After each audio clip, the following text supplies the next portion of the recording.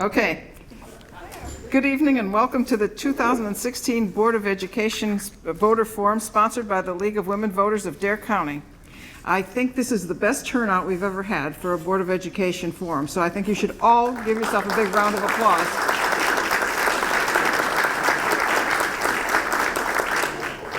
Coming out on a chilly, foggy night, I'm so glad to see you all. Thought we'd be talking to ourselves here. Okay, the League is a nonprofit political organization and encourages the informed and active participation in government, works to increase understanding of major public policy issues, and influences public policy through education and advocacy. The League maintains a nonpartisan policy. It neither endorses nor opposes any political party or candidate. I'm Mary Jane Slazinski. I'm co-president of the League of Dare County and will serve as moderator. The League participates in the Positive Campaign Project and has requested that each candidate take the Code of Campaigns Ethics Pledge. We prohibit campaigning and/or campaign literature in the forum room. All cell phones should be turned off and texting is prohibited. League members participating today, let me look around the room and see because I didn't write it all down. Audrey Esposito is over there getting chairs, and Nancy Barandelli was here greeting people. I hope you've all signed in. Let's see, who else do we have? We have Joan Liston, and we have Nancy Dandretti, and who else? And Lorelei DiBernardo, who will be timing, and she's got the sign. The candidates present today, and this is not the order they're sitting, so if you just kind of raise your hand or wave. We've got B. Basnight, who is from District 1, unopposed. Ben Sproul from District 2, unopposed. We have Carlos Babilonia and Mary Ellon Ballance, well, you are in order, from District 4, and David Twiddy and Brandy Foreman from District 5. The format for the meeting: each candidate will have 3 minutes for an introductory statement. The timekeeper will signal when the candidate has 30 seconds remaining with the white side of the stop sign there. The timekeeper will stand if the candidate continues past the allotted time. And then, if they keep talking, we've got a big hook, and we're gonna pull you off. Okay. After you all give your opening statements, the candidates will respond to questions from the audience. Voters are asked to submit written questions, legibly written and signed with their town of residence. So if, during the time that the people are speaking, if you think of a question, if you need a card, if you don't have one and you need one, raise your hand and somebody will come around with a card, and then when you're through writing, you can hold the card up and they'll come and collect it. Okay, I have some more rules. The league members who are sitting behind me will review questions for subject matter, clarity, relevance, and to avoid repetition. We believe this procedure will afford the greatest variety of subjects to be covered in the allotted time. Signers will then be asked to step to the podium and read your question as written without further comment. So what you've written there, and if it's been edited for clarity or anything, just read it as it is on the card. Don't make up anything else. The questioners will be seated and the moderator will continue to preside. The League advocates positive campaign practices, and we reserve the right to omit any question that is viewed as a personal attack or unrelated to campaign issues. Questions can be addressed to a specific candidate or all the candidates. So when you're reading it, please say whether it's to just one person or if it's to everybody or just two or whatever it is. 2 minutes is allowed for each response from each candidate. Again, the timer will signal the candidate when 30 seconds remain and stand if the candidate goes over the time allotted. Opportunities will not be extended to those who initially pass on a question. So in other words, if something is addressed to all of you and you say, I don't want to comment, then you can't come back later and say you want to. Okay, finally, each candidate is entitled to a 2-minute closing statement. Candidates drew numbers to establish the order for the opening statements, and we will reverse that order for closing statements. Okay, we will begin with opening statements, first from B. Basnight.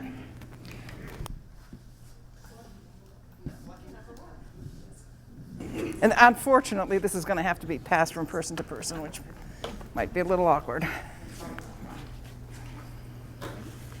Thank you. I'm delighted to be here this evening, and I thank the League of Women Voters for hosting a venue to allow the voters of Dare County to hear the views and ideas of the candidates for the Board of Education.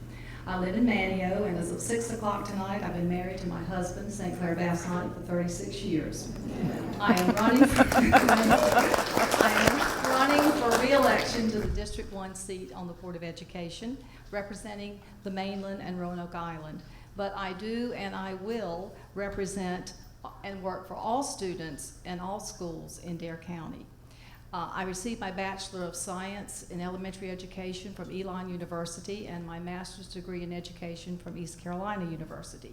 And I spent my 35-year career in education in a Dare County school. I am very privileged now to serve as the Vice Chair of the current Board of Education, and my on-the-job training in that position has been invaluable. However, I consider my experience as a classroom teacher at Manio Elementary School to be my best on-the-job training for this position. Having been in a Dare County classroom gives me an insight to the needs of our students and our teachers, the workings of our schools, and a connection to our teachers and classrooms. When I first ran for this office, I did so to stay involved in our schools, to stay involved with our students, and to be a voice for our students and teachers, and that is still my goal. I believe the focus should always be on the classroom, ensuring high-quality learning environments for all teachers and all students. And in keeping with that goal, several initiatives have been implemented under my leadership. One such program is the Carolina College Advising Corps, which is a near-peer program which places a recent UNC graduate in our high schools to help students find the best match and fit for life after high school, whether it's a four-year university, a community college, a technical school, or training for a particular job. Another plus of this program is that it is completely funded by our generous community, and our school budget's not impacted at all. And that meets another one of my goals, which is to make every penny count by investing our education dollars responsibly. Other initiatives which have been implemented are the one-to-one computing by giving out the Chromebook computers to our students in grades 6 through 12, and the opportunity for students to earn high school credits while still in middle school.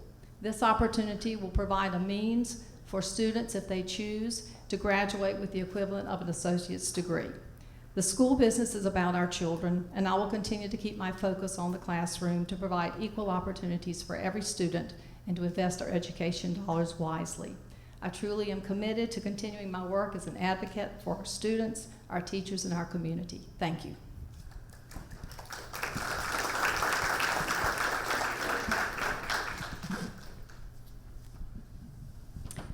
Good evening and welcome to the League of Women Voters Forum. First, I'd like to thank you for hosting this event so that everyone has the best possible chance for making an informed choice as to who will serve the students, administrators, and teachers in Dare County. My name is Ellon Ballance, and I am running for the Board of Education to represent District 4, Hatteras Island. I live in Hatteras Village with my husband Todd and our 15-year-old son Wheeler. Currently, I am involved in the following community organizations. I'm president of the Cape Hatteras Booster Club, president of the Ladies Fire Auxiliary in Hatteras. I am the Hatteras Community Fish Fry Coordinator, and I serve as a board member on the Pheasant Center Advisory Board.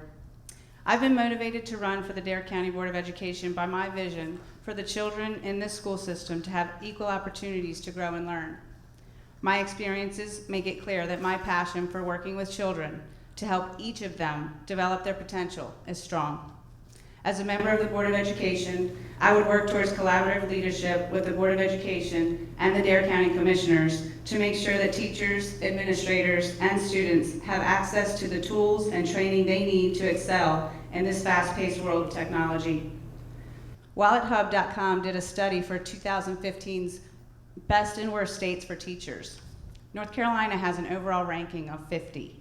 The state of North Carolina has a great deal of work to do to restore confidence in our educational system and the integrity of the teaching profession. So what can we do at the county level? First, we need to put forth a deliberate effort to foster stronger relationships between the teachers, the administration, and the Board of Education to give our teachers the support they need in the classroom. We need to build teacher morale, not by judging teachers on test scores, but by working towards more of a results-based accountability system that will give them the confidence they need to get the job done. We need to find ways to streamline heavy workloads and increase salaries. Teachers should be free to be creative in their teaching and not bogged down to teaching to state and federally mandated tests that may ultimately be used against them.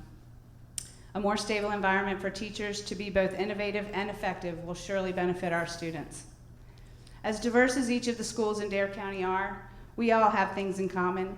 Each of our schools has a foundation of committed administrators, a strong staff, and a vibrant student body with the will to succeed, and a surrounding community ready to work hard to make that happen. No single person has the right answers. However, if we sit down and have some collaborative discussions with teachers, parents, administrators, elected officials, and community leaders, we will generate an opportunity for creative ideas and positive results. With your vote, I will help lead the Dare County Board of Education to the next level and get our students ready for their future. Thank you, and I look forward to answering your questions.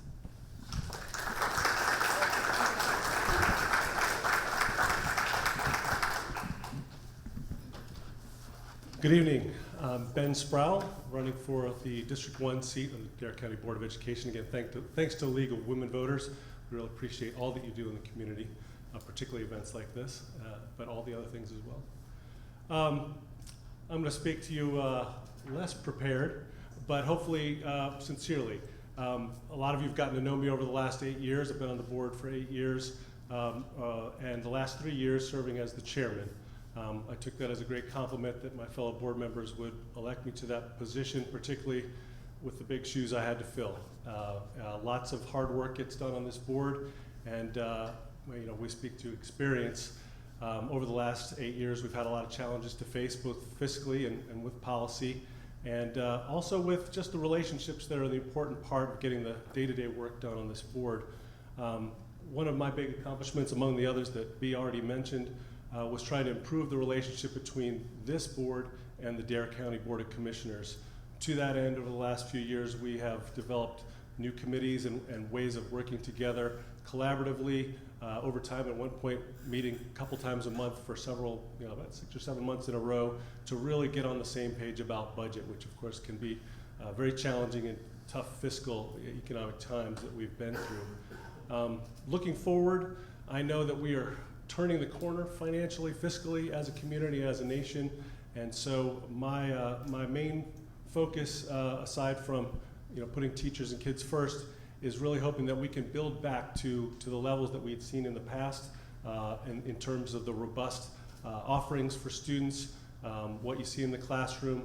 We've made some significant investments even during the tough economic times with the laptops and other things like that, but we'd like to bring back other great programs that were unable to be continued due to financial, the burden of the tight financial times. So hopefully we as a community can communicate the importance of education. I think that's the education is the most important thing that we do as a community. It's the most important thing that government does. And here we're very fortunate to have a very active community, and that's a big part of this board as well, as working with all of the wonderful volunteers that we have in the schools, supporting our teachers and supporting our educators, and trying to give them every tool that they need to excel and continually improve and increase our student achievement over time, because they are our future. I don't need to tell you guys that. You wouldn't be here if you didn't agree with me on that one. So I won't take too much more of your time. Thanks for being here. I look forward to seeing you out there.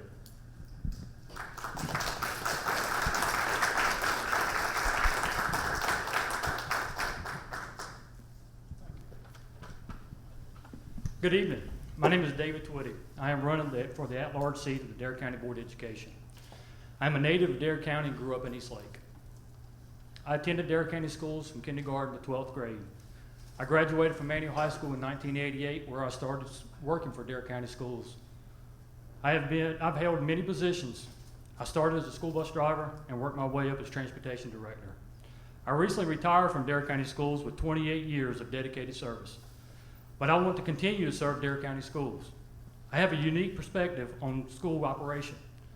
The Transportation Department is the largest support division in our school system with a budget of $1.6 million. With my experience, I understand the needs of our school systems, how funding is structured, and how important a strong education system is for our community. I have built my leadership skills through the past and current positions such as the following. I'm past member and chief of the Mans Harbor Volunteer Fire Department. I'm past member of the Outer Banks Sporting Event Marathon Committee. I was past member and president of the North Carolina Pupil Transportation Association. Past member of the North Carolina Association of School Administrators. Past member of several Department of Public Instruction Transportation committees. I'm currently the chairman of the Dare County Airport Authority. I'm also a member of the Outer Banks Seafood Festival Committee this year and also serve on the Dare County Community Center Board. We have very good schools. They're great. The mission that we say, educate every child, that is my #1 interest. We must meet the needs of every student. It takes a village to raise a child, and I believe that every position in the school system plays a vital role in this process, along with the parents' and students' responsibilities. From transportation, maintenance, school nutrition, teachers, assistant coaches, and administrators, and central office, every role is important. So as far as a board member, I will work hard to strengthen the relationship within our school family. Lastly, I would like to build ties among the communities. We need to strengthen our relationship with other agencies and promote partnership with the local businesses. We are stronger when we work together. I love Dare County and love Dare County schools. I want to continue to serve my community because I want the very best for all of our students and staff. Thank you.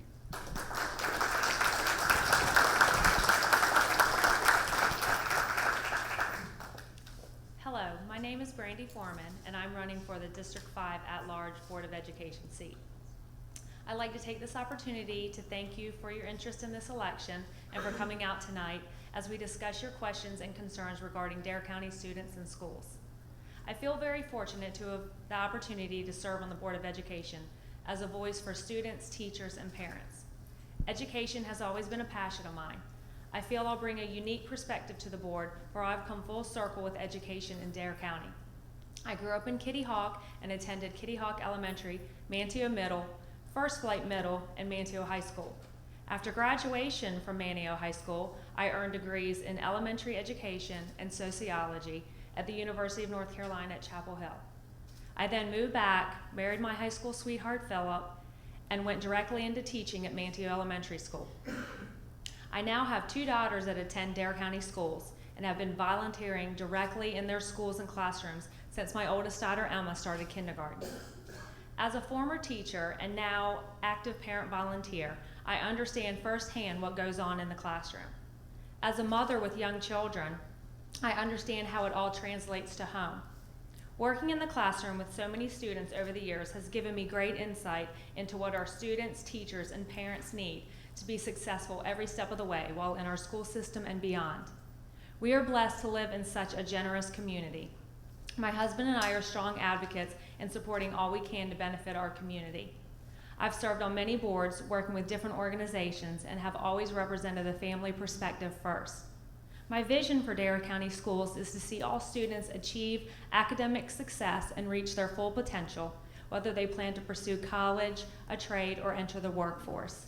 As a board member, I will work hard to ensure all schools provide equal opportunities for all students, including classroom resources, technology and support, varied course offering, master teachers, and high expectations, which establish standards for student success. As a board member, I feel it's a responsibility to advocate for teachers and parents to obtain support and resources they need. With tight state and county budgets, our Board of Education will need to think outside the box and foster relations within our community and local resources to enhance the education for Dare County students. As a mother with a teaching background, direct involvement in the schools, a desire to help all students and teachers experience success, and the ability to problem solve with existing board members and community organizations, I believe I'm the best candidate for the position. Thank you. I look forward to your questions.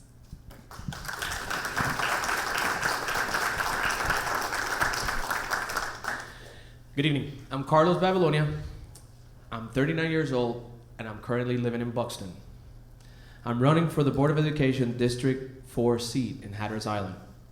I want to first thank the League of Women Voters for hosting the forum and thank you all for coming tonight. I'm here with my wife tonight, Sally, and our 3 children. Carlos, he's a senior at Cape Hatteras, and he has applied to multiple in-state universities for music. Enrique is a sophomore, and next week he'll be representing their county, auditioning for both state and jazz bands. Kalia, 7th grader, also enjoys band, academics, and athletics as well. I'm a graduate. Well, before I keep going, I want to thank my wife too, Sally. I wouldn't be here if it wasn't for her. So, and she's been sales coordinator for Hatteras Realty for 4 years.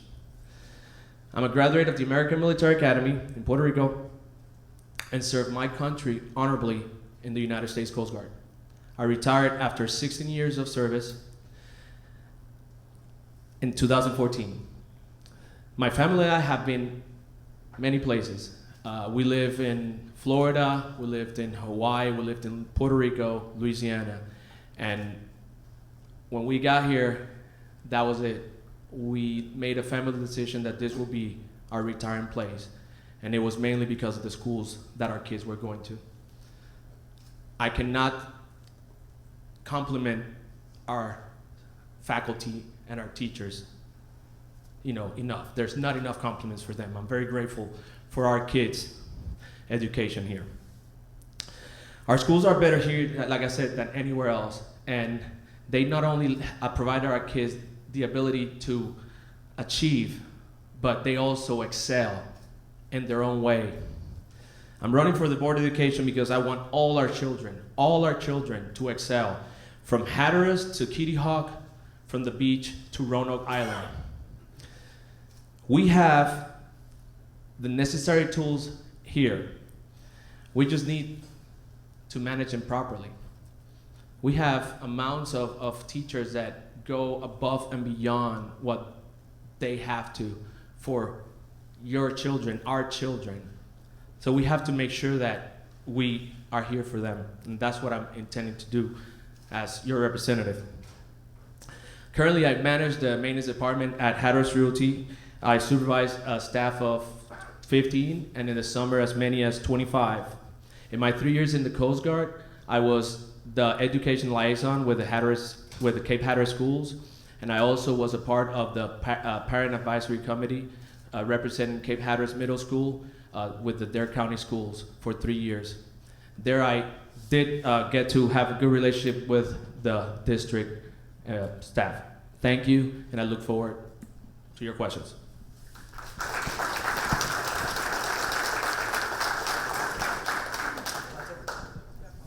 Okay, now we'll have questions from the audience. Oh, I guess I need.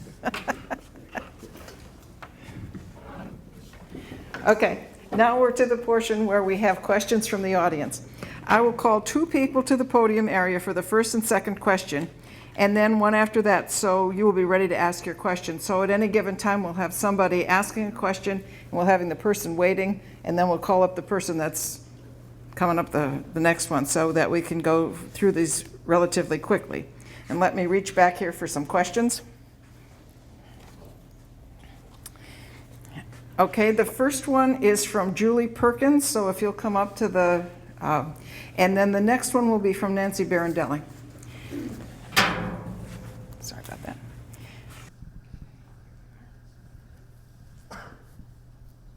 What experiences have you had that will help you relate to the needs of students and teachers? Okay, and the first, this is for everyone. So the first person will be Ms. Foreman. You want the question again? Yes, you do. You know what, what do you think, it's easier to come up? I think it probably is, rather than passing it past the water bottles and all that. Yeah, why don't we do it that way?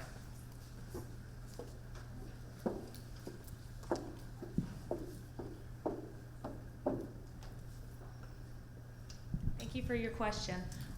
I think I have many experiences that make me qualified. I was a teacher, first of all, I went to school in our system, so I'm very, very familiar with how our school system works, though it has changed over the years. I had a wonderful education here, and I was very happy to come back and teach. I was a classroom teacher, so I know what it's like to be in the shoes of a teacher. And then I am also a parent that has kids in our school system, and I work within their schools and within their classrooms, doing everything I can to help their teachers any way they will let me, day in and day out. I have always tried to do everything I can in the community to help all different students. And then as a mother, I'm constantly working with my own children and their friends. I've always been our go-to person, just understanding education and how it works and what things mean. Parents in our community have always kind of come to me and asked questions and tried to figure out what different things mean, and I've tried to help them the best I can. So I think being a teacher, being in the shoes of a teacher, being in the classroom as a volunteer, working with all the students, seeing what the needs are from the children's perspective, the teacher's perspective, the parent's perspective, and then as a mother myself, seeing how that all relates are qualities that will help me. Thank you. Ms. Basnight? I've randomized the answers here. I did this with a dice, so it's going to look funny because sometimes it's all women and then all men and then they're mixed up, but that's how the dice fell. Thank you, Julie, for your question. I addressed my experience earlier. I did teach in Manual Elementary School for 35 years in a 5th grade class. Started in 6th grade, then went to 5th grade. I am familiar with what goes on in a classroom. I understand the students. I understand what teachers go through every single day. When I first was on the board back in 2008, I asked Dr. Burgess if we could start a tradition, and so we decided we would go to the schools, every school in Dare County, which there are 11 schools, and we would visit with every single person in every school. That's from the custodian to the teachers to the lunchroom staff, and it really made a big difference. And I've enjoyed that every year, and we've kept it up for the past 8 years. We're working on this year. I do spend a fair amount of time in schools. I'm fortunate that I am on the board now, and we do have our meetings in schools, and we take days during the year and spend the whole day at the school visiting classrooms. This year, one of the things that I have been working for, and I'm glad we implemented this year, is that when we go on our tours, it's not just a set tour anymore. We have some free time in the school so that we can visit the different classrooms and kind of float in the school and pop our heads into different classrooms. I enjoy, that's my favorite part of the job, is going to the classrooms. I see Charlotte in the audience. Charlotte has asked me to read for Dr. Seuss's birthday, and so I've signed up for 2 more times, Charlotte, at Manual Elementary School. So that's my favorite part, and I enjoy it, and I think that I have an insight into what teachers are going through because I have been there. I constantly study. I look at all the things going on in the state and in our county, and I think I hope my experience I carry that over to being on the board. Thank you for your question. Thank you for your question. Again, you're going to get thanked all these times for your question. Again, my name is Mary Ellon, Ballance. I've done quite a few things within the school. I come from a family of teachers. My mother was a teacher, my sister's a teacher, grandmother, aunt, cousins. We have a background of it. Education was always very important in my family. After moving to Hatteras, I instantly got involved with the youth on Hatteras Island. I was a Sunday school teacher and youth leader. I started in middle school, which is a very, very tough couple of years to start with youth. Middle school is a very awkward time in a child's life.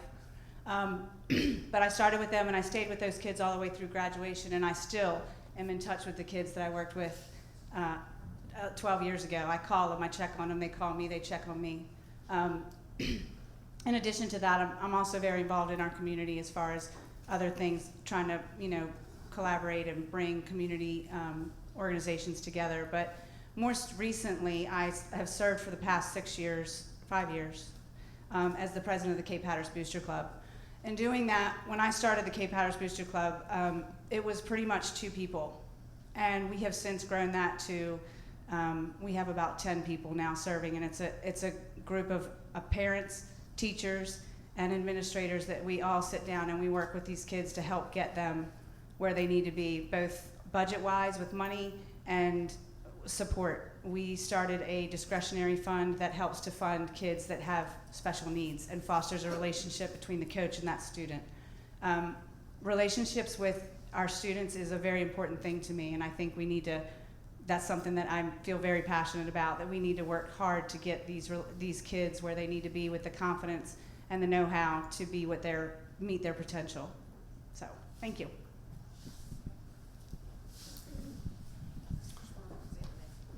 Ben Sproul, in case anybody forgot. Apologies for my frog in my throat. Experience, it's a great question, and I don't even really know where to start first. Obviously, being on the board for a bunch of years is very helpful. On-the-job experience, learned a lot.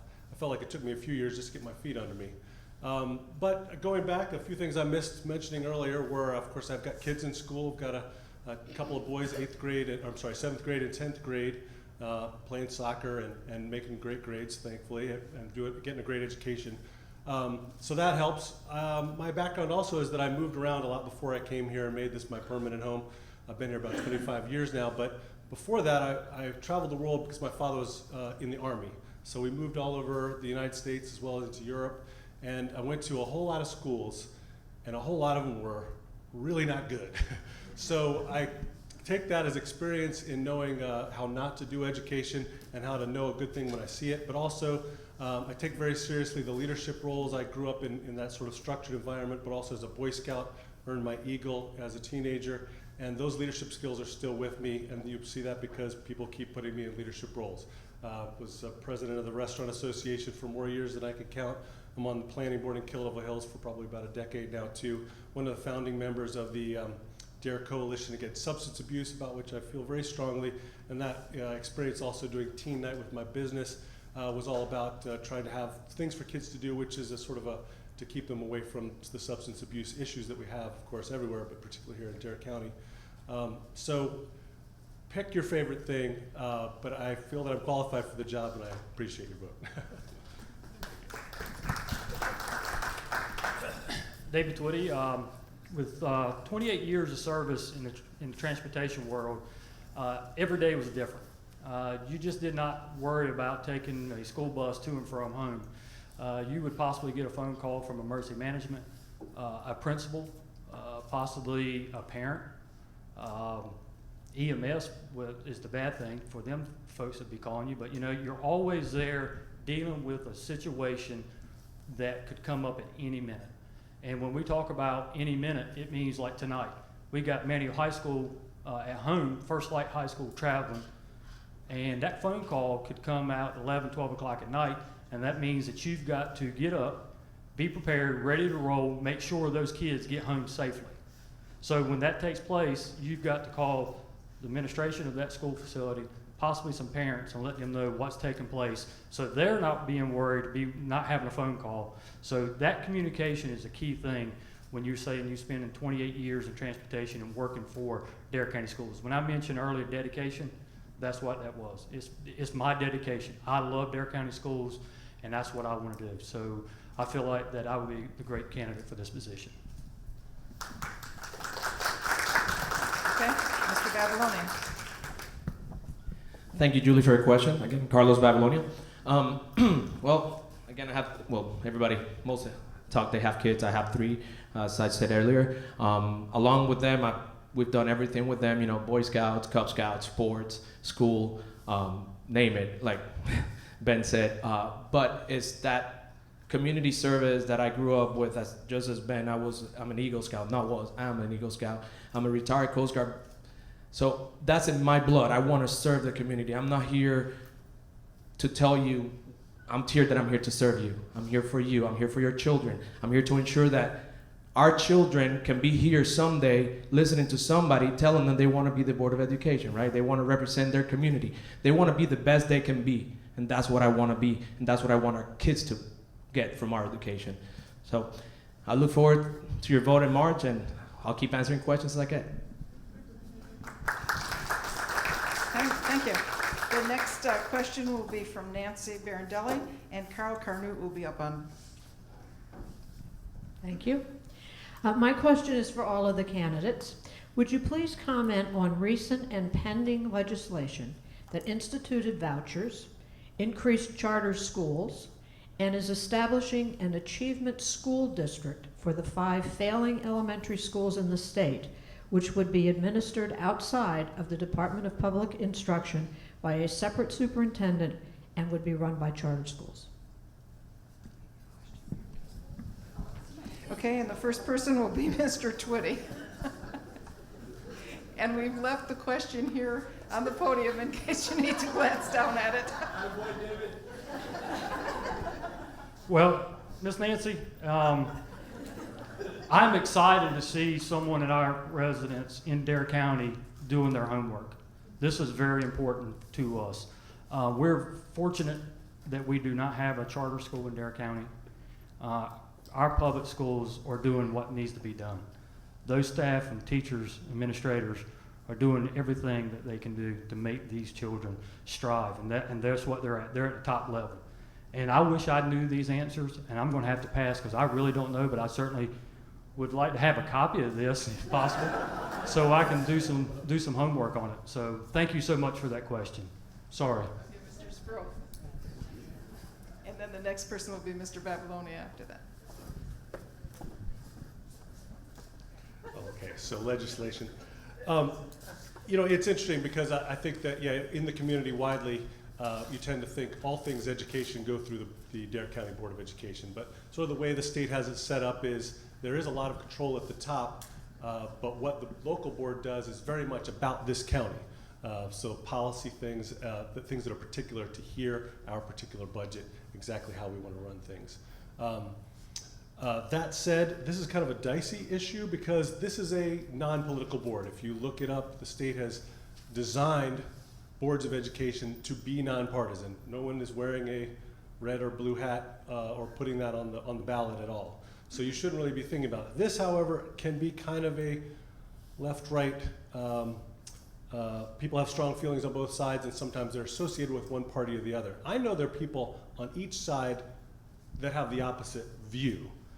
That said, it is widely held, I think everybody knows that it's widely held in education circles that there's something a little fishy about the way this is all happening in the state. That's not to say that good ideas can't come from all sorts of places, and I don't want to say that they don't. It's just that if you're going to compare a test market, if you will, for new ideas, you should hold both groups to the same standards. And if you do your homework, you find out that's not really the case. So without wallowing too deep in the politics of it, it is something that you should become knowledgeable about, and you should talk to your state legislators about it because it is happening quickly right now, and you should arm yourself with all the facts about what all the data is that's coming out of it.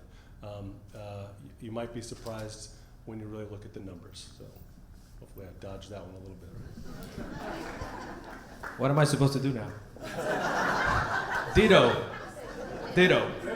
Both. Ditto. Mary Ellen.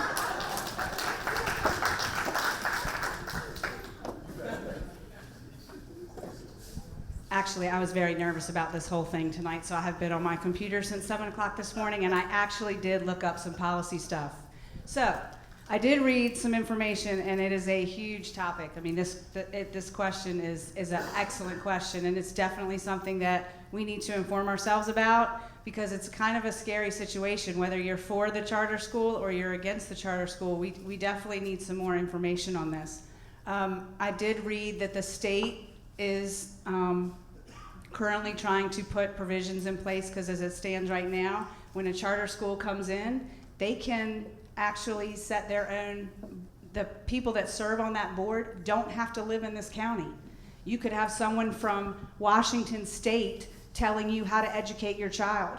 So as far as the state legislation, the General Assembly has a lot of work to do, and the charter schools could come up with some very good ideas, but maybe these are ideas that we can just implement into our public school system and keep the board that's doing a fabulous job just where it is. So I think that I'm not quite sure how I feel about all of that right now. I definitely would need to look into, see some more numbers and some more information on that and what kind of innovative ideas these charter schools are bringing into the public's, into our system.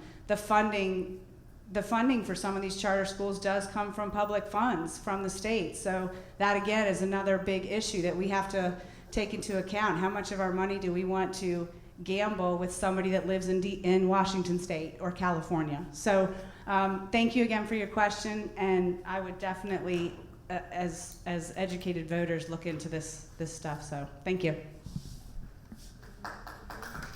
Foreman? I also did research as Mary Ellen did, and I was actually with girlfriends this weekend who I went to college with and who are teachers, and so we actually discussed this topic, and I understand it the same. I guess I thought that I'm not really worried about it for Dare County schools. I understand that usually they come into failing schools that aren't doing very well, and I didn't think we had to worry about something like that. That I am a strong advocate for public schools. I went to schools here, did very well. My children are in school here. I do not think it's okay for anyone to take public money away from the schools, from the public education for charter schools. Thank you. Ms. Basnight? I too did a little research. Initially, charter schools were created to try out innovative educational practices. And the idea was to put less constraints on the charter schools so that they could implement new ideas, new practices in education, and then share them with other public schools. Charter schools are public schools in North Carolina. They do have to meet the same testing requirements. They have to teach the same curriculum that we do. They have to abide by the same regulations for exceptional children. But they are not provided any funds for buildings, for lunch programs, or for transportation. I believe I'm right on this, and Anna, you can correct me, but if we had a child in Dare County who attended a public school, no matter where it is, our money, our state money that comes for that child as money is allotted per student would go with the child to the charter school, wherever it happens to be. Traditional and charter schools are state funded. They are held accountable for student learning. They come under the testing program. The finances are public record. They must provide those services for exceptional children. They use the North Carolina curriculum. A difference in traditional schools, like we have in Dare County, the public schools, all teachers must be licensed. In charter schools, a certain percentage must be licensed. And I've read some varying reports of the number that must be licensed. And teachers are evaluated by a state-approved evaluation form. As far as the voucher part, the vouchers would be provided for private education, so that means the education would be partially funded by the vouchers. They are not held publicly accountable. The finances may be public, may not be. They can use any curriculum. It's not a state-approved curriculum. And there are no requirements for licensures for teachers. We, as a public school teacher, I certainly support our public education, and I want every dollar to go to our schools in Dare County for public education. Thank you.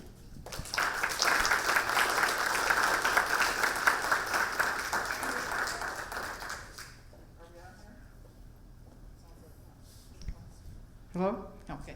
The next question is from Carl Carnute, and Audrey Esposito will be on deck. First of all, I want to say thank you to each one of you for caring enough about your community to run, so thank you for that. School teachers often spend their own money for supplies and for supplements in the classroom and to fill the gap that's left by poor and inadequate funding for schools. How will each of you address this critical need, especially with teachers being paid so little in the state, and then the demands that are being placed on them to provide a great education in the classroom? They're not really truly being supported, which is yet again another strike for the state of North Carolina. So I'd like to know how each one of you are going to address that. Thank you. Mr. Sproul. And the next person will be Mr. Twiddy. Okay, this is a tough one. I mentioned earlier about budgets. There have been a couple of years in the last 7 or 8 where we had to find over $1 million worth of cuts in a single year. This is on about a $50 million budget. So, in a school system like ours, 87 some odd percent is going to teachers. There isn't a lot of overhead other than that. So when you have to make a big cut like that, it's usually about positions. In order to balance the budget for every year that we've done a budget, we've had to look at everything. There is no low-hanging fruit left. We have switched every light bulb to an LED that can go. We have the lights turned off in the bathroom. We figured out how to keep the temperature lower in the weekends. Every dollar is squeezed till its very end. So that said, there are always tough decisions to make about class size, how many teachers, how many offerings you're going to have in high school, what you're going to do at the lowest end, what are you going to do for special needs, and there's never an easy decision. Every category is tough. That said, we are very fortunate again to have a very giving community. So my wife was a PTA president for about 3 years in the elementary school, First Flight. And there's a great one here, there's one Kitty Hawk. All the schools have great support systems where community members come together, raise funds, and a lot of that money goes back to the classroom for classroom supplies. Then we also have generous donations from all sorts of businesses in the community that do things individually. There are grant programs, there's DEF. And so on top of all that, I see that teachers, even if they were given piles of supplies, the kind of teachers that we have would still be trying to put more in there. So I applaud the teachers for always wanting to go more, go bigger, and have more exciting stuff in the classroom, and to all the parents that help them do that. So we'll continue to do that and hope to have better financial times so we can all put more money towards education. Carl, thank you. That's a great question. As I mentioned earlier, working with partnerships with our local businesses, there's not too many days out here right now that we all go out and ask our local businesses for some help. Okay, I'd like to reach out and share that information with the local businesses, saying that if for some reason it's being saying PTO or DF is running short, this is where we would go out and ask for partnership. This is the working relationship that I'd like to see. I understand that the county commissioners and our local board of education right now has got a wonderful working relationship together. And as everyone may know, that our funds come from the Department of Public Instruction or Dare County. Those are, and then a little bit of funds from the federal government. So when we go out and we're looking to get that resource, if we're having a bad tourist season, which a few years ago we certainly did, it is hard for our local board to come up there and ask our commissioners saying, hey, we're going to need a few more $100 for our students without having a justification. We went back, and when I was transportation director, had to tighten our belts up to make sure that when we went and asked the commissioners for money, if I was asked by the superintendent or any other board member, where did you cut? I had documentation showing where we were cutting to make sure that we were doing everything we can so we would justify the needs of that, to come out and do that. But DF is a great supporter for us. And, we have the Outer Banks sporting event. We also have the Seafood Festival doing things like that are giving money back into our school system, so we'll be able to put money where we need to if that happens. Thank you.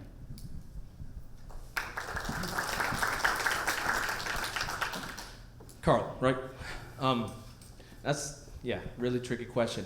I have witnessed the amount of passion that our teachers have.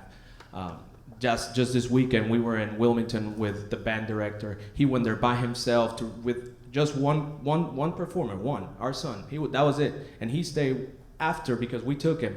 And he came back in the bus, and he wasn't with his family.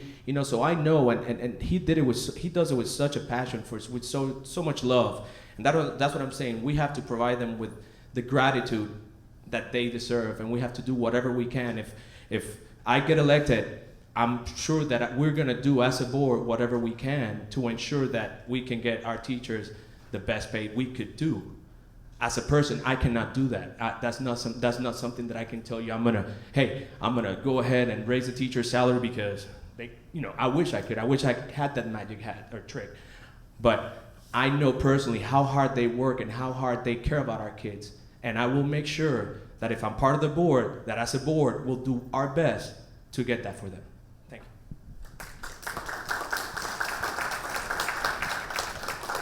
Thank you, Carl. I know, I've been there. I know what it's like, and I know how dedicated our teachers are, and they go that extra mile and they spend that extra dollar every single day, and I appreciate it. And this is what I'm gonna do to help that situation. First thing I'm gonna do is try to organize a bus trip to Raleigh and walk the halls of our General Assembly and talk to our representatives in the General Assembly and say, our teachers need a raise. They need a raise now. We don't need to wait.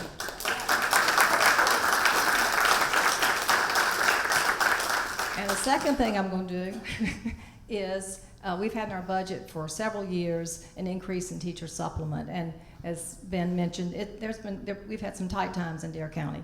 So the second thing I'm going to do is lobby the county commissioners to please give us the money locally so that we can increase the supplement for our teachers here. They work so hard every day. You know, I see them arriving at school 6:30, 7 o'clock in the morning. They stay late, like Carlos was saying, they stay till 5, 6. I know, John, you do musical productions all the time, and that's your extra time. And every teacher in every classroom in every school does that for our kids, and we appreciate it so much. But I'm gonna do those two things, and I hope it works, and I'd like for all of y'all to be on the bus with me. Thank you.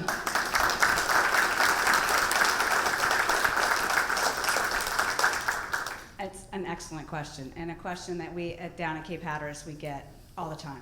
As I said before, I'm president of the Cape Hatteras Booster Club, which the Booster Club traditionally supports the athletic department. But we had a little struggle a couple years ago where the PTA, we had a PTA, and our PTA and our Booster Club were basically the same people wearing different hats.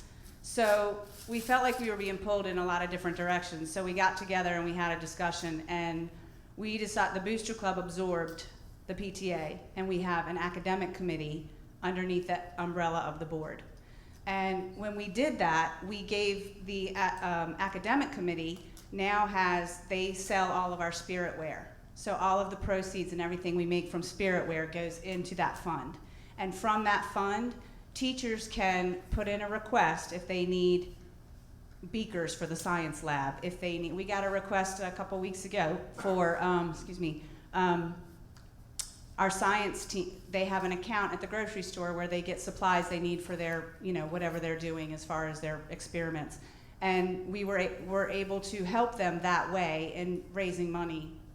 The Booster Club also, the general fund, which typically does support the athletic department, we have changed our bylaws to allow any organization under Cape Hatteras if they're competing on behalf of our school, then the Booster Club General Fund can help them. So our wrestling team we have several kids that went on to the next level, and they're having to stay 4 or 5 hours away. Well, wrestling starts early in the morning. So we were able to pay for those hotel rooms so that those kids could get a good night's sleep and be able to compete on behalf. We've helped our band.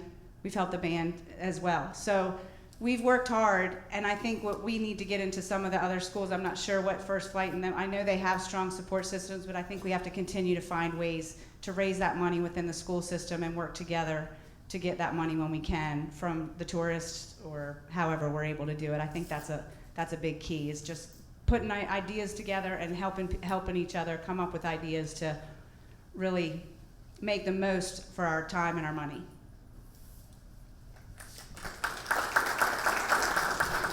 Thank you, Carl. I think it's a good sign that we are all on the same page so far with regards to this. I agree with B. The first thing that we need to continue to do is lobby Raleigh for better teacher pay. Fortunately, I think this is a great time for us to foster our communications with all of our community organizations. And as David mentioned, we have DEF, the OBSE, the Outer Banks Community Foundation. They all give back to education, and our schools need to work in conjunction with these organizations and reach out and ask for what they need. And we have such a generous community. They will help our schools. Thank you. Thank you. The next question will be from Audrey Esposito, and I'll read the question after that, and then the next person will be, I believe this says John Burford, Buford, sorry. Audrey? Good evening. I would like to know from each prospective board member, what is your position on using standardized testing, the results of standardized testing, for school evaluations and being tied to a teacher's evaluation of their in their profession? Mr. Babilonia is first. Okay, Mr. Babilonia, and you'll be followed by Ms. Foreman.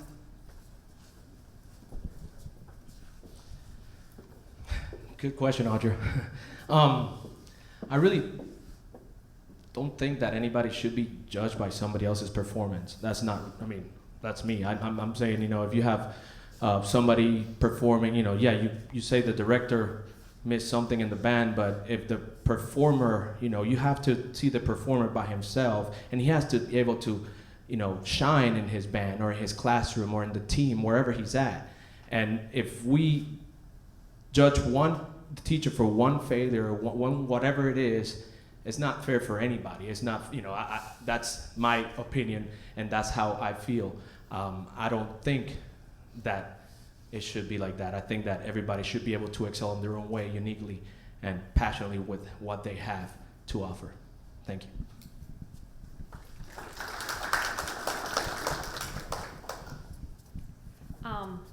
I too don't believe that standardized testing is appropriate to judge a school or a teacher. There is so much more that goes on in the classroom, and the teachers, we have such wonderful teachers, and they just want to, being a teacher myself, you just have a joy working with kids and a passion for teaching, and the assessing just kills that. You're just constantly, inevitably you have to just teach to a test, and that's not fair. Schools are so much more than just tests. There's so many different elements that go into a school day, and judging it, scoring it by a test is not appropriate by any standard.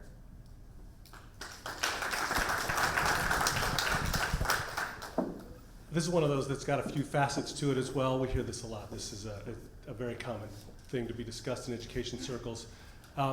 Standardized testing, typically, when we think about it, is really not about judging the student or the teacher. It's really about making some sort of statement about how the schools, districts, or schools do it against each other, right? Because it's standardized across the state. That said, you know, we had the big hubbub about the grades for schools.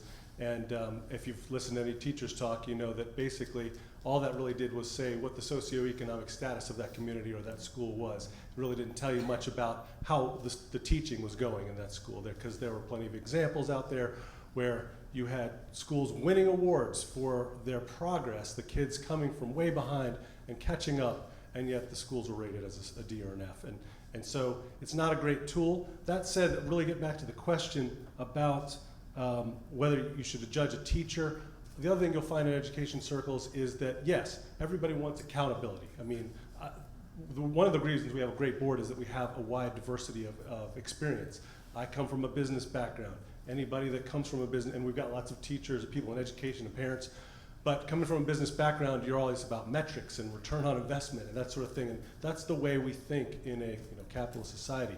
But in education, you don't get to choose the input where you're getting your raw material. And kids come to school however they come to school, sometimes very well prepared from the home and sometimes not. And there are special needs, and the differentiation among students is amazing in today's schools compared to when you and I all went to school. That said, the reason there is such great progress in schools that do well, and ours are among the best in the state and the nation, our high schools are in the top 5% nationwide, is because we have built a culture of collaboration through professional learning communities where teachers get together and work to have best practices, and we also have a lot of high-tech tools to identify needs so that immediately, as soon as you know there's some subject matter that's not getting through, that you have, I've got 30 seconds, that you have the opportunity to have the best teachers bring their best practices to bear. So you really should be judging teachers at working together, not individual teachers to individual standardized tests. But B will be better at this one than me. Very good. I am not a fan of standardized tests, one-day tests. I don't think judge what a student has done throughout the whole year. Years ago, I served on a state committee that looked at maybe doing portfolios to judge a student's progress. And, I think there should be a combination of ways to judge a student's progress. Teacher evaluations are tied to the standardized test. It's standard 6, I believe. But recently with the doing away with, I guess, the No Child Left Behind, they're replacing it with a new accountability model in which standard 6 will be removed from the evaluation, and states will be given more local control of the schools and how we judge the schools and the accountability. Right now with the testing, 80% is based on achievement and 20% is based on growth. And I remember from my days in the classroom, I wanted to look at each student, and that student came to me, like Ben was talking about, came to me at this particular level. I wanted to see the growth from the beginning of that year, or from the end of the last year to the end of the year I had with that student. I think that's what's most important. And I know we have worked with people in the General Assembly to try to change that formula to make it not 80% to 20%. And I hope if we continue with testing, which I'm sure we will, because there will be accountability, I hope we can work to get that percentage changed to make it a little fairer for our students and our teachers. Thank you.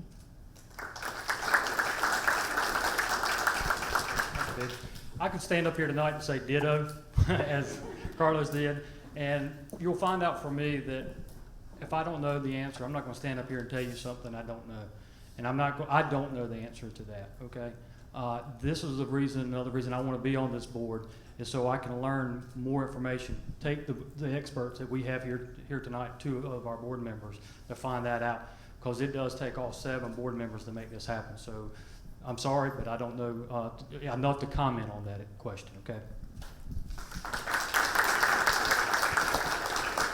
So, whether teachers should be graded or scrutinized by their testing, I think you have to have, like they said, some accountability. You have to have some way of measuring accountability. Just like you have great teachers, you have some not so great teachers, and that's a reality. And it's unfortunate, but it does happen. So I think to some degree we have to find a way to how to keep those teachers accountable and make sure they're doing their job and they're working for our children. But how a child who is in one, whatever their home situation is or whatever, how they are in the classroom, it's too hard to put that label on. It's the teacher's fault. It's not always the teacher's fault. So I don't think teachers should necessarily be judged on how their students perform on a test. I think that you have to look at a collaborative amount of information to see what are their overall grades, how are they performing in the classroom on a day-to-day basis, as opposed to how they're testing. Some kids don't test well, and that's not the teacher's fault. I was one who didn't test well. If I told you what I got, I didn't even want to take my SATs. I went straight to community college. So I think you have to find a balance in that and find a way to make it work. So that's how I feel about standardized testing.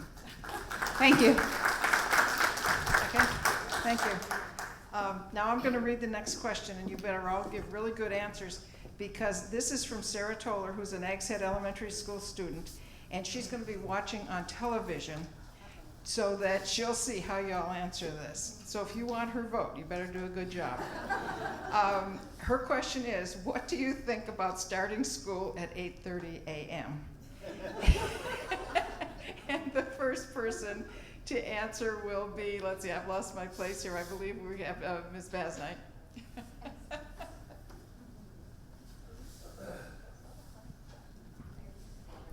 Thank you, Sarah, for that question.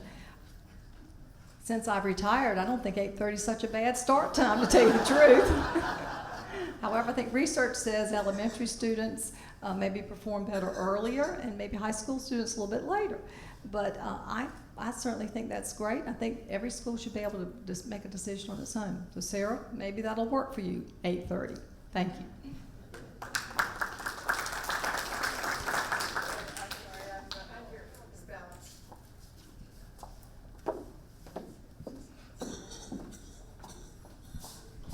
Thank you for your question, Sarah. Actually, my sister, when I was growing up, I went to school in Maryland. I grew up in Harford County, Maryland.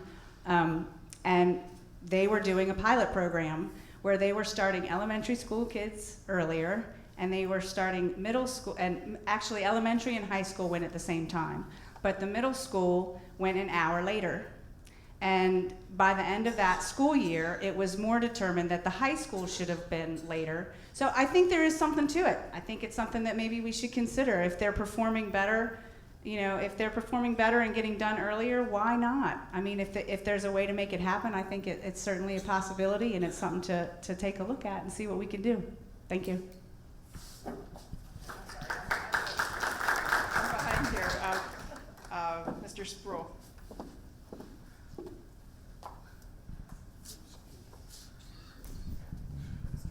8:30, yes, I remember that. There's been what was a big study that came out maybe 6 or 8 months ago. It was about talking about high school students and them performing later in the day. I'm usually one to always get behind the science, but I gotta say, I've had many jobs in my life. Many of them were swing shift where I worked in the middle of the night. I'm a big believer that you can be awake whenever you want to be awake. I also have a teenage son, so I know that him and all of his friends are at that age where they're just like staying up later and getting up later, and that's just part of our culture at the moment. That said, there's the pluses and minuses to it. Of course, the more you move the start forward, the less time you have for extracurriculars and sports in the afternoon, so there's always a cost to pay with it. Right now, I think the elementary, First Flight campus anyway, does go a little earlier for the youngsters, and I think it's 8:10 is when Vega has to be at class. So we're almost there, pretty close. So I'd say good suggestion. Sarah, it's according where you might be living at and what grade you're in. Because to let you know, you've got some friends that do start school at 8:30 at First Light Middle School. And Sarah is really concerned about Nags Head starting early because we share buses to serve First Light Middle and High School with Nags Head buses. So those students, if they ride a school bus, they are allowed to come into the facility at 7:25 to have their breakfast and get ready for school, so the buses could drop off and head back to First Light Middle and High School residents to take them to school. So Sarah, hopefully you'll live on the other side and you'll go to First Light Middle School and you can go to school at 8:30.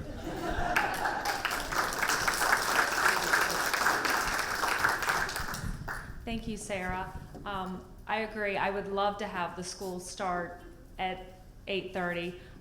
My daughters go to Manio schools, and I'm sure it's because we have 3 schools and we share buses, but they open their doors, Manio Elementary and Manio Middle open their doors at 7:30, and my girls want to be there at 7:30. So they're very happy about that. As a parent, I wish that it was a little bit later, but it seems to be working for them, and they're doing well, and they love to get there, and that's what's important.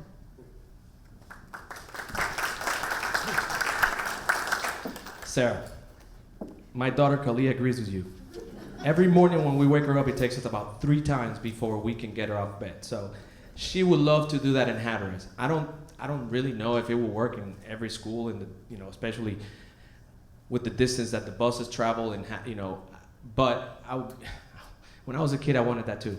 I was in a military school, and we came in at 7:45. We were information. I mean, public school is a lot better. It's a lot more relaxed. 8 in the morning is really not that bad. Trust me. Thank you. Okay, we got everybody on that question? Yeah, I kind of lost my place here on my notes. Getting late in the day here. Okay, the next question we'll have here, and after that, I'll read a question, and then we'll have Corinne West.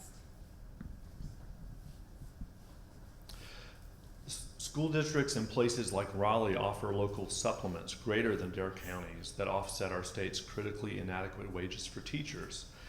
Do you feel Dare's local supplement is in step given the high cost of living on the Outer Banks? Okay, and the first person will be Ms. Ballance, followed by Ms. Basnight.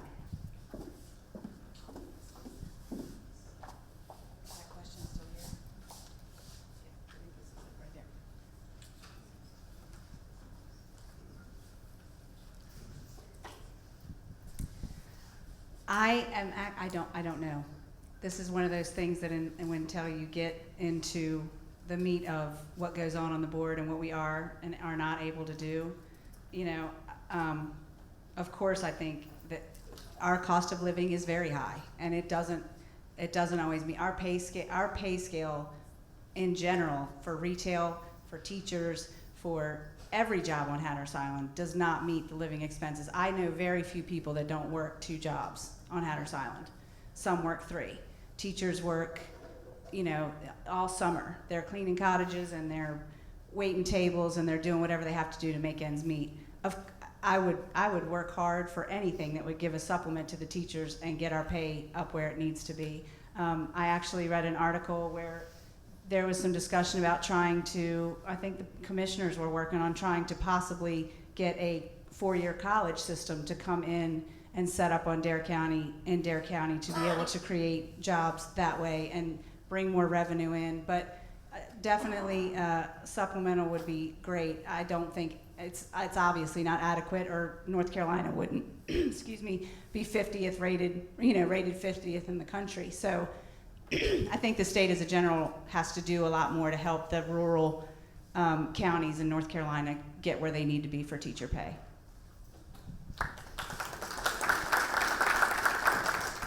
Our supplement is based on years of experience, and it's from 0 to 5, and it goes on up.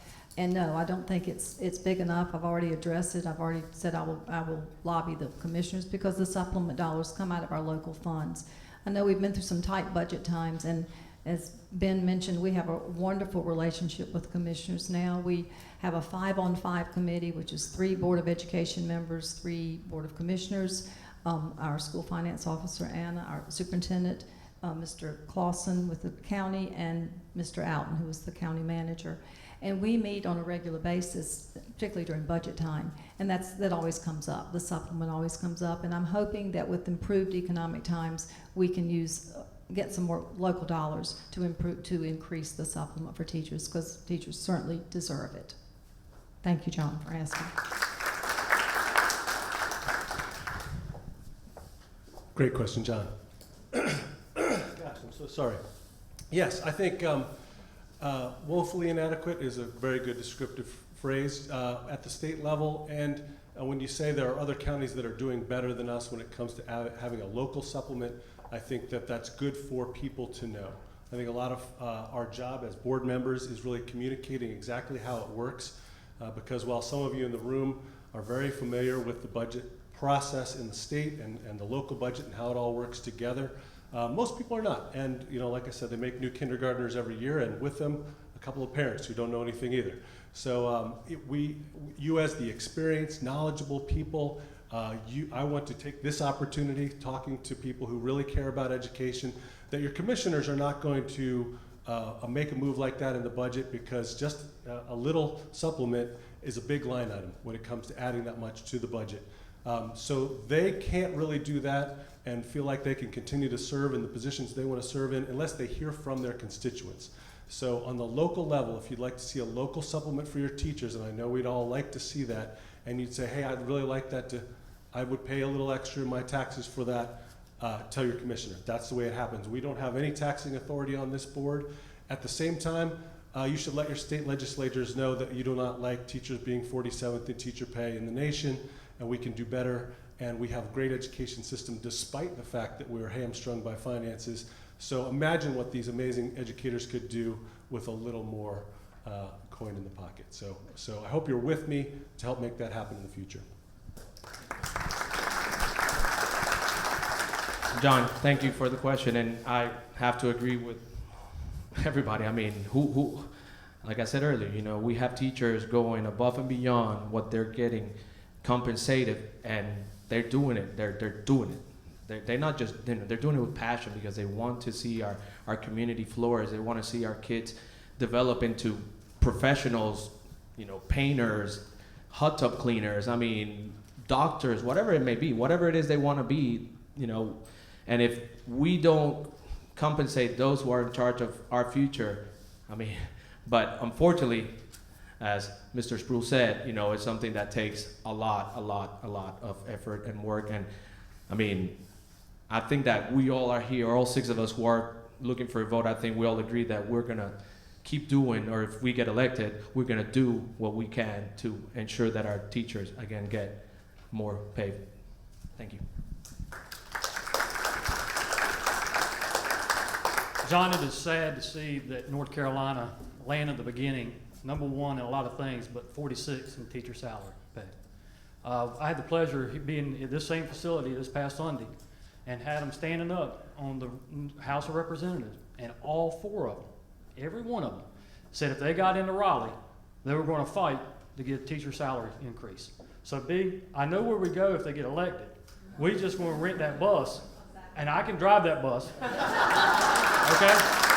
I'll drive that bus, and we'll go there and ask them first. We are, not only the teachers are short in their supplement, we've got coaches out there. If they would put the hours in and divide it by their pay, they may be getting 50 cents an hour, you know?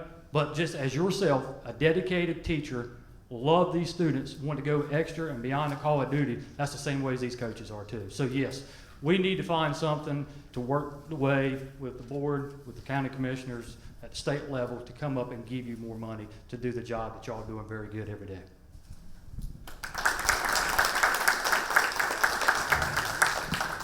I would love to have the opportunity to be on the board and advocate for this very topic for teachers. And I think it's my turn to say ditto. I can't think of anything that anybody else has said. It sounds like the board, working with the commissioners, I understand that it's a big line item across the entire teachers, but the teachers are working hard and they need to be incentivized, and we need to keep lobbying for higher teacher pay. Thank you all. Okay, is Corinne here? Okay, I'd just like to be up on, ready to go next. I'm going to read this question from John Toller. He's our AV man tonight. Do you feel there is a push by the NC General Assembly towards privatization of schools? And if so, do you agree with this agenda? And the first person here will be, I'm sorry, I'm on the other page. First person will be Ms. Foreman, followed by Ms. Basnight.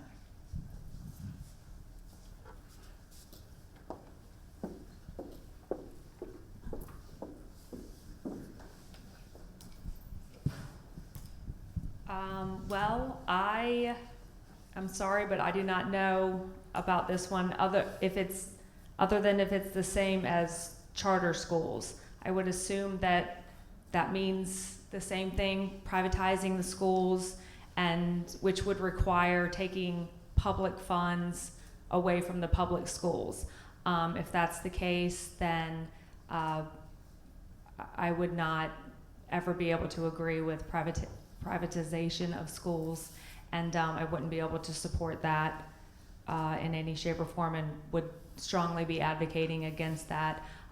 Fortunately, I think we have great schools in our area, and I don't think it will come to that, but I will be on the forefront working against that if for some reason that were the case.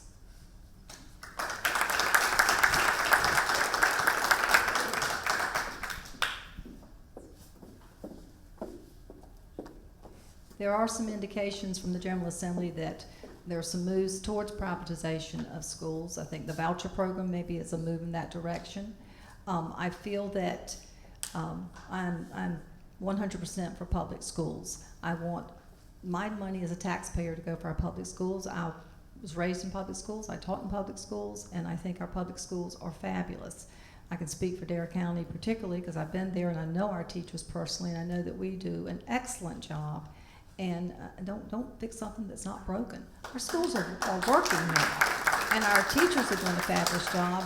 Our students are going into the workforce prepared, going into colleges, having the rigor they need to succeed in college and to succeed in life. And so I stand for public schools. Thank you. I'm really glad I did that research this morning. Charter schools, and I think the General Assembly is kind of pushing that way. And I think they're looking for ways that they can save money and they can cut costs. And if they can throw it into a privatization where other people are footing the bill, they're gonna, that's what they're gonna do. They're trying to make their bottom line numbers work. I don't know that there's enough information at this point to say one way or another. I don't know that, my concern would be even to test something like this.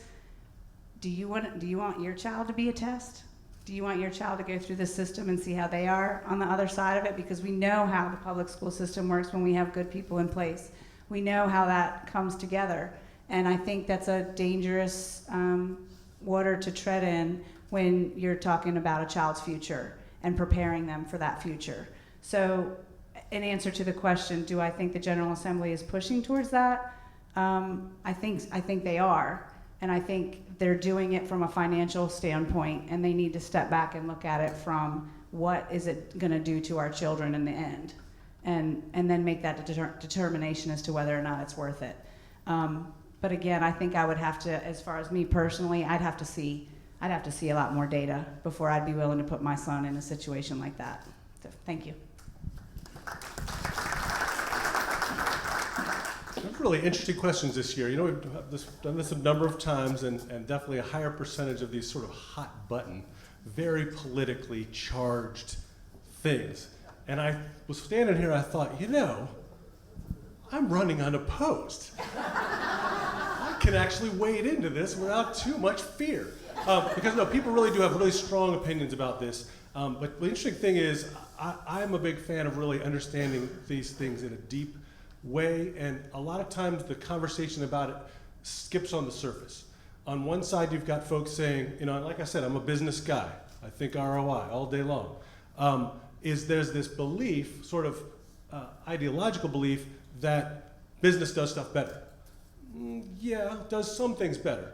But there's certain things that there shouldn't be a profit motive in, and there's certain things where you shouldn't take some of the money out and give it to shareholders or some company that's going to it's basically taking money out of the system. It's not gonna be cheaper. It's gonna be more expensive, or it's gonna leave some people out. So on the macroeconomic side, which is one thing is, if we want to be the greatest nation the way we think we're the greatest nation, everybody will tell you we're not the greatest nation anymore. But the reason we haven't fallen any farther is that we have innovation and we build companies because we have bright kids. I saw this one speaker one time who said, we've done less of a good job of beating the innovation, the intelligence or creativity out of kids. But if you really want to have the best come out of our society for all of us to do well, prosperous, wise, you need to see where the talent is, and it's equally distributed among all kids. So you need to find out and nurture all of them in order to have the best for everybody. So privatization isn't a bad word. It's just that you shouldn't have a profit motive in firefighting, or only the rich people's houses will get saved. And you shouldn't have a profit motive in education, because we will all do better as a nation if we find the talent in every kid. That's my 2 cents.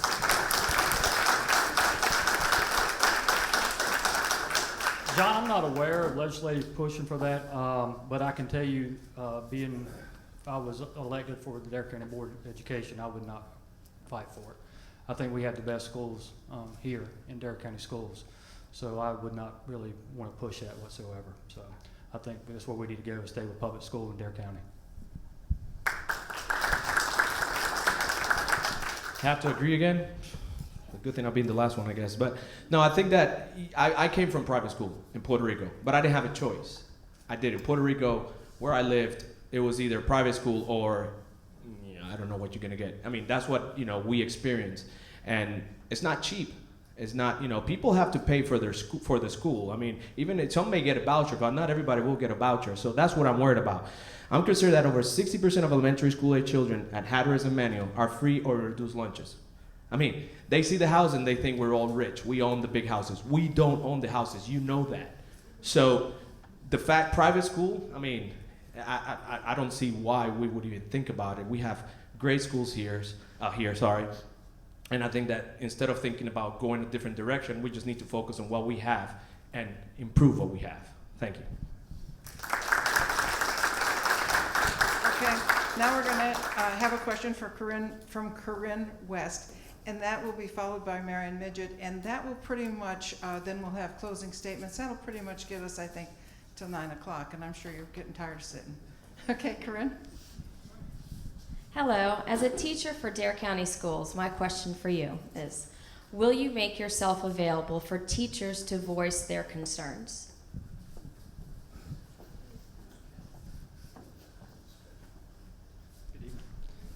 Yes, I would make myself available. It is nice to see now that we have a superintendent advisory council meetings with our staff, with parents, and on that council we have students be involved, teachers, teacher assistants, everyone from a school entity has a voice on that with the superintendent. I would love to be on that as well. I would share the time, take information from you, because as you know, working in transportation for 28 years, you've got to be open-minded. You've got to be there when you're asked to be there. So please, I would be there and would love to be on your side. So thank you.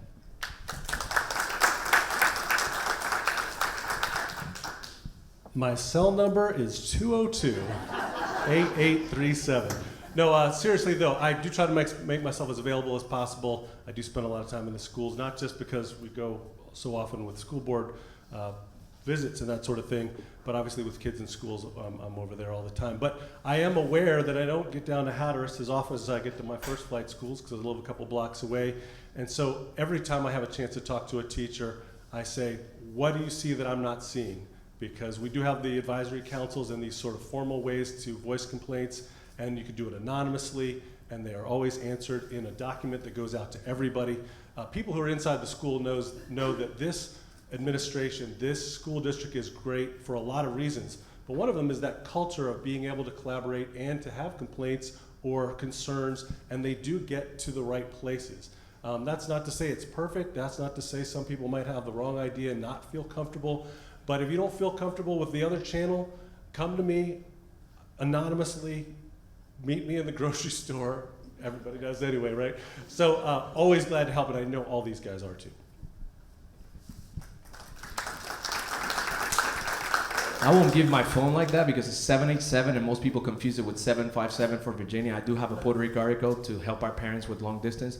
But I have a local number, and I mean, I worked for 16 and a half years in the Coast Guard. Most of the time I was on call. I mean, I got calls just like Dave at 2 in the morning. I will get back from a deployment. Hey, you gotta come back and work. I mean, that's what you're there for that's your duty. I mean, and the thing that I learned the most from being in the Coast Guard is that, 3 things: honor, respect, and devotion to duty. And I'll be devoted to this job if I do get elected. So thank you. Excellent question, and something that I am extremely passionate about, because not only will I make sure you have a voice, I will make sure every child has a voice, every parent has a voice, and every concerned citizen has a voice. We have to start building morale and rallying teachers and parents around our school systems. The support amongst our athletic events is down. You look in the stands. When I first came here, if you didn't show up at Cape Hatteras on a Friday night by 5 o'clock for a basketball game, you didn't get a seat. You stood along the sides. There were alumni, there were alumni's parents. It was packed, and that's not happening anymore. And I think we need to really work hard at making sure that every concern is heard, especially the teachers, but every concern is heard so that people feel validated in what they're concerned about, and that they feel like they are a part of something, and so that they will rally around you and give you that same support. So I would make sure I was available to anybody in Dare County that had a concern about our education system, anybody that had a concern about something that was or was not going on and needed to be. So I think that is the most important job on this board, is to make sure that what you are concerned about is our concern, and that not only is it addressed or heard, is that it's responded to. Whether you can't do everything You can't always solve every problem. Sometimes it's a General Assembly issue, and our hands are tied. But you need to know that. You need to know that, I'm sorry, we can't do anything about that because that's not an issue we have control over. You deserve an answer. Everybody deserves an answer. So I would be available to every teacher, every administrator, every parent, concerned citizen, and every child. Thank you. Just as Mary Ellen just said, I look forward to being the voice for the students, teachers, and parents. This is what I do day in and day out. I love being in the schools. I have the opportunity to physically be directly involved in the schools every day. I love working with the students. I love working with the teachers. I love hearing what their needs are and advocating for them and taking that on and going to the right person and getting exactly what they need. I can't wait to be available. I know it's a little tricky for teachers to speak out, and I know sometimes they get in compromised situations, and hopefully we can build better relationships where teachers and parents feel comfortable coming to a board member and expressing their concerns and getting some sort of answer or direction. Thank you.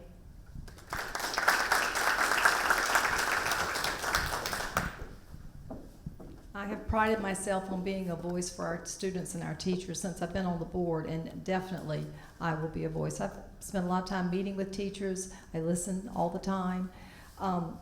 When I need answers to questions, I go to the schools. I needed an answer for a question that I think maybe the league asked, and I went to the school to find the answer because our teachers, our people in our schools are people on the front lines.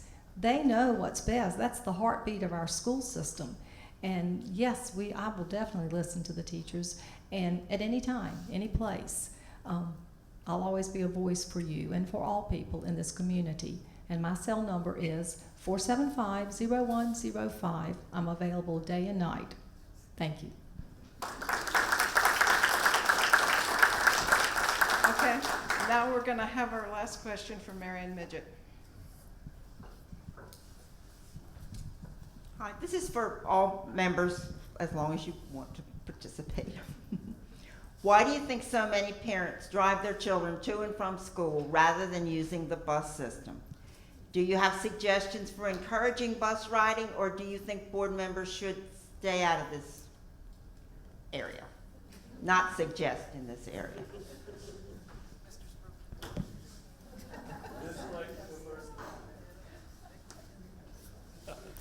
Yeah, I'm with you. I mean, I think everybody who's ever sat in one of those lines said, what on earth is going on here? And then you realize, wait a minute, I'm part of the problem, right? That's why I'm sitting in this line. Yeah, I don't know. I think everybody's got their own theory on the, you start with we're coddling them. I don't know. We just want everything for our kids. But sometimes it's really just the faster way with both parents working to drop off on the way to work rather than have them alone for some period of time or waiting on a bus. Sometimes it's timing, and sometimes we just love them too much. What can I say? But yeah, I'd be for any ideas that would encourage bus riding because I'm all about the efficiency of it. That it just makes sense. I'm a little spoiled because my kids are close enough to walk, and I still drive them too often. All right, so we'll see what we can do. This guy knows all about it. Well, thank you, Miss Mary. The safest way to and from school is that yellow school bus. I mean, it's nationally known, not only just the state of North Carolina, but everywhere, okay? You'll see more and more traffic out there, not for the parents to take them because they do not want them to be what they think on an overcrowded school bus. Dare County Schools does not have any buses that's overcrowded, okay? We could take a school bus and transport 40 to 50 students within an hour, where some parents are standing in line to get to Manny Elementary or Manny Middle School for 1 hour. So with parents wanting to take those students to and from school, that's a choice that they want to do. I personally would like for them to ride the school bus. It's funded by the state of North Carolina. If we had to add buses for any reasons, That's funded by the state of North Carolina. We wouldn't have to go to our local commissioners and say, hey, I need money to operate that yellow bus. It's funded by the state of North Carolina. So those who wish to take them to school is the reason they want to take them to and from themselves. So.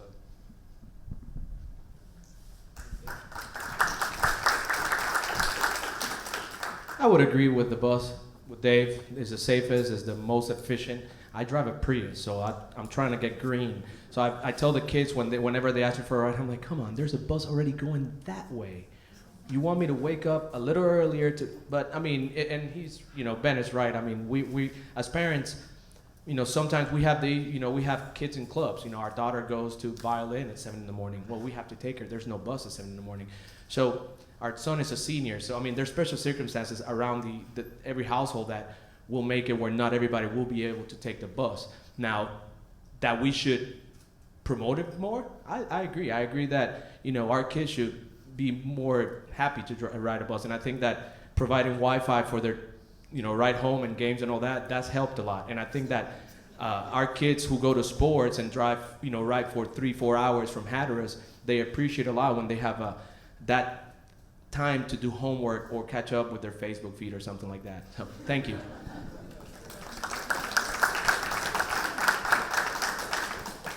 I think we have a great transportation system in Dare County, and we do have a lot of kids, like David said, who ride the bus. I think it's a personal choice for parents. I too ride by Manual Elementary School and Manual Middle School and see the cars backed up. I think about 2 o'clock, the same person's always in line first.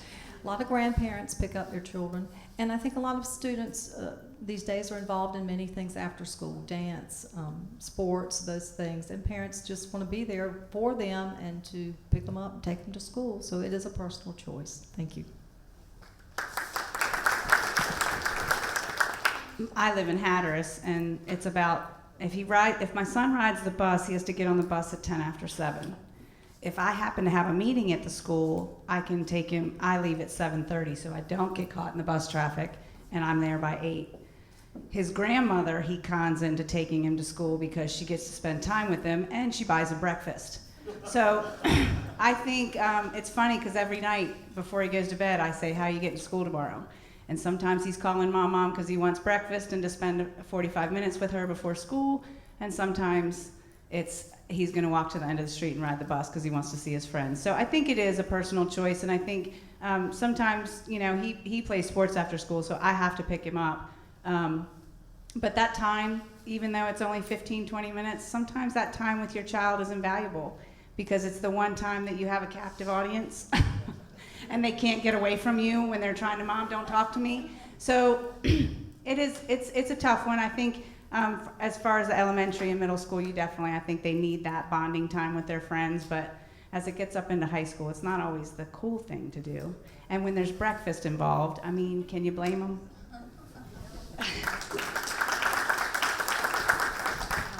I too believe that it's a personal choice. I drive my children to school, and in the afternoon it's a little crazy because we go from Manteo Elementary School to the middle school, and it's just kind of a crazy line, but I know that they are working on that.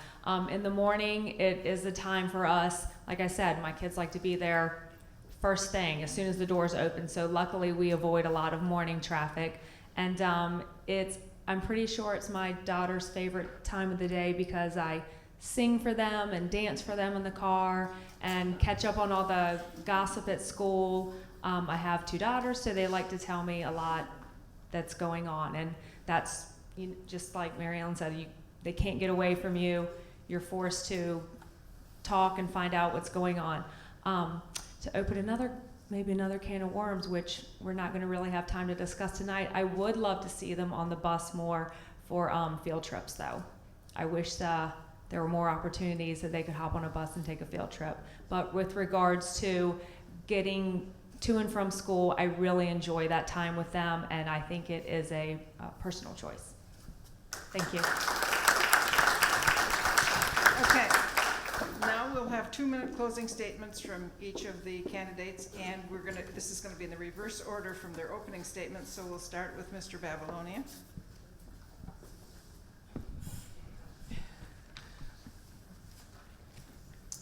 Our school district, Dare County Schools, is recognized as one of the very best in the state. With 115 school districts plus the Cherokee Nation schools in the western part of the state, that is an amazing fact. But good is not good enough. We can do and will do better. We need to empower our teachers, provide them with the necessary tools and environment to provide the best education for all our kids. One thing that I didn't mention earlier is that I'm fully bilingual, and I have reached out to our Latino and Hispanic community here in the Outer Banks. I firmly believe we can and will enlist them to help all of our children excel. I've reached out to our school teachers, administration, board members, and leadership to work together for the academic rigor necessary for our schools to prepare our children for college, careers, and life. I earnestly and respectfully request your vote on March 15th. Thank you. Okay. And we have Brandy Foreman.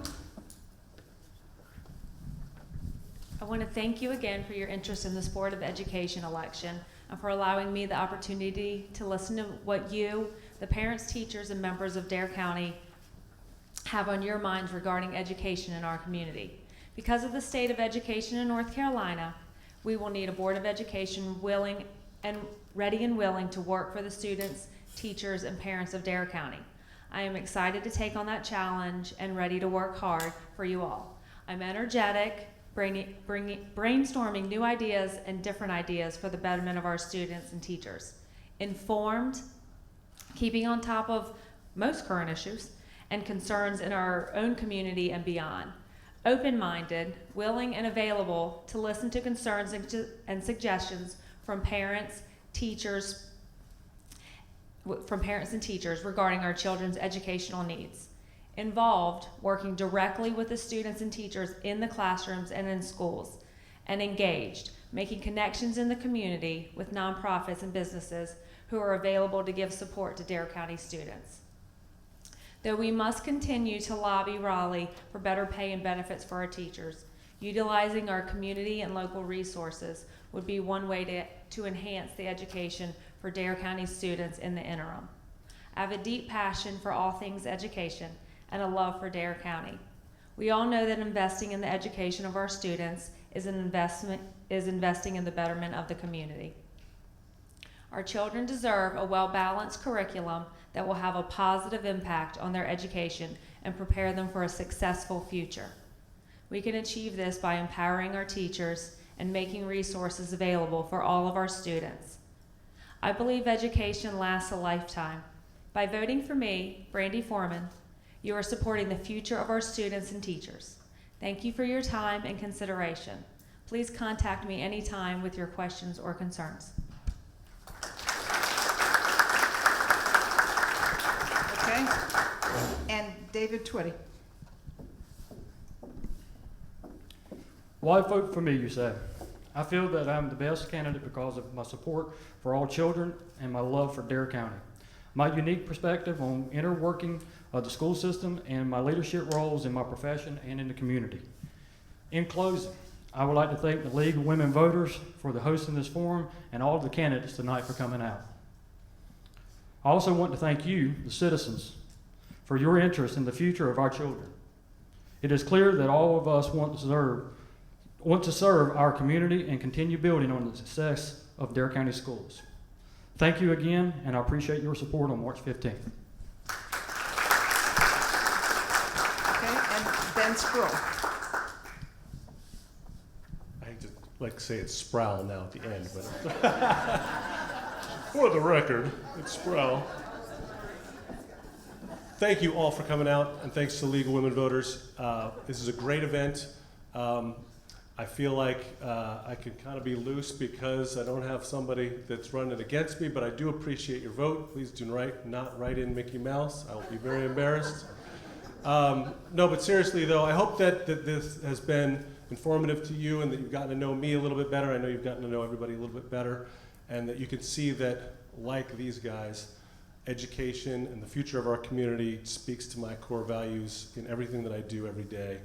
And it has been a privilege to serve for these past 8 years. I look forward to serving you 4 more, hopefully in a leadership role. And I really have enjoyed this opportunity to look into all of your eyes and see how much you care, and hopefully we as a group have brought you to a newer, greater level of understanding of the importance of education and what it's all about and how you can help, because at the end of the day, we only each have one vote and on a board that really can't even raise money. So we are going to work really hard to do the best we can under the circumstances there, but with you we can do so much more, and I appreciate you coming out, and please reach out to me to see what we can do together. Thank you so much. When I moved here in 1998 and met my husband, he's a commercial fisherman sitting back there with my son, I quickly got involved in our community, and I quickly got involved with our youth, and it's become an intense passion for me to see them succeed. I have been involved with them from the time I set foot on the Outer Banks, and it's an amazingly energetic community that wants to see really good happen. I want an opportunity to help work for these kids to be prepared as possible for college or for a career or for a vocation. We need to do whatever we can to help them to survive and exist on the Outer Banks, to go off and learn something and come back. I've worked as a coach. I've coached middle school, and you're right, we need to get coaching pay a little higher, because I think it's like 25 cents an hour. But I want to make a difference, and I want the opportunity to make a difference, and I would appreciate your vote on March 15th. But whether or not I'm elected, you will still have my phone number, and I will still work to make sure that your voices are heard and that you have answers to the questions that you need answers to. Teachers, citizens, administrators, anyone who has a question about our education system and wants to see a difference and wants to make a difference needs to be heard. So I will work tirelessly no matter what, as the Cape Hatteras Booster Club president or as a member of this board, for you and for our children. Thank you.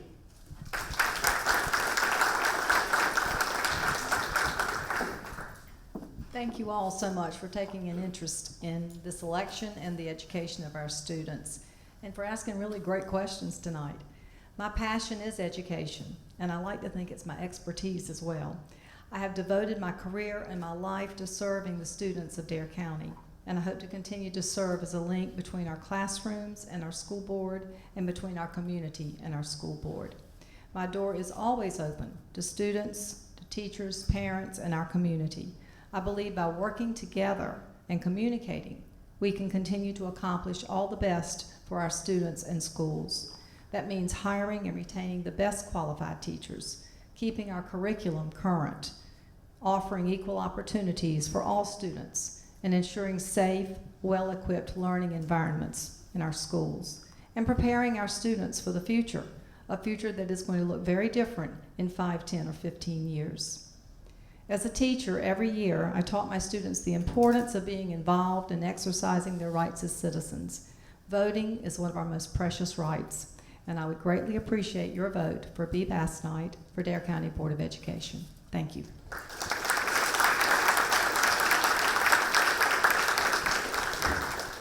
Okay, we didn't get to quite all of the questions, and I'm sure if you stand in front of the doorway, you can still buttonhole one of these guys and ask them your pressing question if you didn't get a chance. I'm so pleased with the turnout tonight, the great questions, the wonderful candidates. How are we ever going to choose? We're going to have to really go home and think about this. Remember that this will be televised on the government channel, so if you want to hear the answers again, you'll be able to do that. We want to thank Nags Head Elementary School for the use of their meeting rooms. I want to thank all of you who were donors, either through your business or as individuals, to help pay for the videotaping and so on, and for our Citizens Guide, which I think you've seen the blue booklets over there. If any of you are not familiar with that, be sure this is a lifesaver, because this has all the telephone numbers that you can't find in the telephone book, and all the contact information, just a wealth of information. And remember that although we call this the primary election, it's not the primary for the school board, it is their election. So this is your chance to vote for them. The early voting begins on Thursday, March 3rd through Friday, March 12th at 8:30 to 7, and Saturday at the Dare County Board of Elections, that will be on the March 13th, the last day. This is the only place for Saturday voting. And remember that if you're an independent, you can ask for any one of the ballots, Democrat or Republican or Independent or Libertarian. Remember that if you ask for Independent, you will only be voting on the school board, and there's one referendum. It hasn't had very much coverage. It has to do with state funding of parks and the like. Okay, we encourage you to join us as we, the League of Women Voters, as we strive to make democracy work. There are membership applications and information on the back table. There are several of us around here to answer questions if you have any. Remember that the League of Women Voters is not just for women. We have lots of men members, and we appreciate them very much. And thank you all for coming, and that concludes the evening.